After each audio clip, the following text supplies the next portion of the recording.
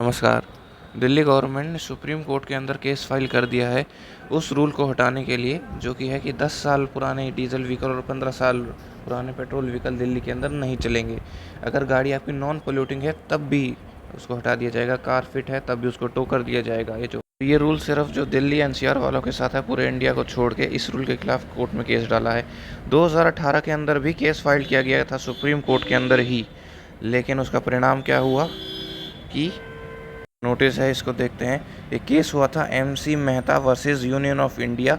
इसमें वही आपको कहा गया था कि जो 10 साल और 15 साल हैं इनको हटा दीजिए, लेकिन परिणाम क्या निकला कि सुप्रीम कोर्ट का इसको अप्रूवल और मिल गया, क्योंकि सुप्रीम कोर्ट को ने कहा कि नहीं, दिल्ली में पोल्यूशन है, कोई 10 साल से पुराना डीजल व्हीकल या फिर 15 साल से पुराना पेट्रोल व्हीकल अगर कोई चलता मिला तो उसको उठा लिया जाएगा। तो इस बैन को सुप्रीम कोर्ट की भी ताकत मिल गई। ये जो बैन वाला रूल है 2015 से पहले नहीं था। 2015 के अंदर दिल्ली के इलेक्शन हुए और 2014 में AQI सिस्टम आया, तो 7 अप्रैल 2015 को NGT ने दिल्ली के अंदर ये रूल लगा दिया। इसका जो रीज़न दिया गया वो यही दिया गया कि जो दिल्ली का पोल्यूशन है वो बहुत ज़्यादा बढ़ गया है। 2014 में ही AQI आया था, तो इसलिए पोल्यूशन आया और उसके अंदर ये लगा दिया दिल्ली के अंदर। और सारा जो जिम्मा है वो डाला गाड़ियों के ऊपर। जो पावर प्लांट्स हैं, जो भट्टे हैं ईंटों के, वो कुछ नहीं, गाड़ियाँ ही सारा प्रदूषण कर रही हैं। गाड़ियाँ भी प्रदूषण कर रही हैं, लेकिन जो नॉन पोल्यूटिंग गाड़ी है वो बेशक पुरानी हो तो उसको नहीं करना चाहिए, लेकिन इस रूल ने एज के बेस पे क्राइट किया, ना कि पोल्यूशन के बेस पे। फिर अगस्त 2017 के अंदर इस रूल को NCR तक एक्सपेंड कर दिया गया। फिर 29 अक्टूबर 2018 को वही इसको सुप्रीम कोर्ट का अप्रूवल मिल गया, MC मेहता केस वाला। 2019 के अंदर रूल आया कि आप जो कार है ना उसको इलेक्ट्रिक के अंदर कन्वर्ट कर लीजिए।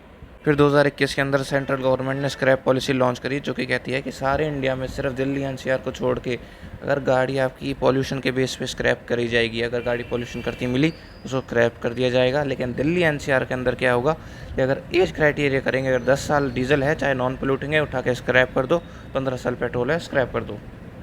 1 जुलाई 2025 को रूल आया कि जो भी आपकी पुरानी गाड़ियाँ हैं उनका पेट्रोल और डीजल बंद कर दीजिए देना।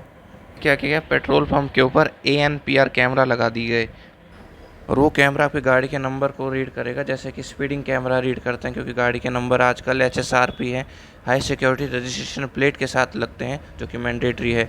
और वो गाड़ी का नंबर आपका स्पीकर के द्वारा बोला जाएगा पेट्रोल पंप पे। पेट्रोल भरवाने जाओगे तो आदमी आपको पेट्रोल लेने से मना कर देगा। लेकिन इस रूल का 5 जुलाई से ही पब्लिक द्वारा बहुत ज़्यादा प्रोटेस्ट किया गया।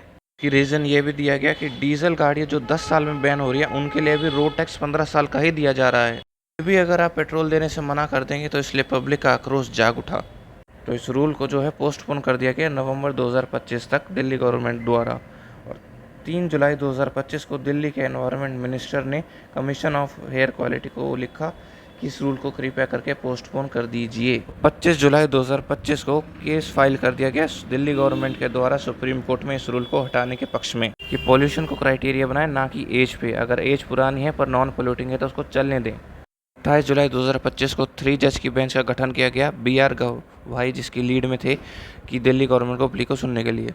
अर्थात प्ली को कोर्ट के द्वारा एक्सेप्ट कर लिया गया। 12 अगस्त 2025 को सुप्रीम कोर्ट के द्वारा इसके ऊपर बयान दिया गया है कि जो 15 साल पुराने पेट्रोल और 10 साल पुराने डीजल व्हीकल है उनके ऊपर कोई भी एक्शन नहीं लिया जाएगा। इस ऑर्डर के ऊपर स्टे लगा दिया गया है। अगली तारीख दी गई है 4 हफ्ते बाद की, यानी कि 2nd वीक ऑफ सितंबर 2025।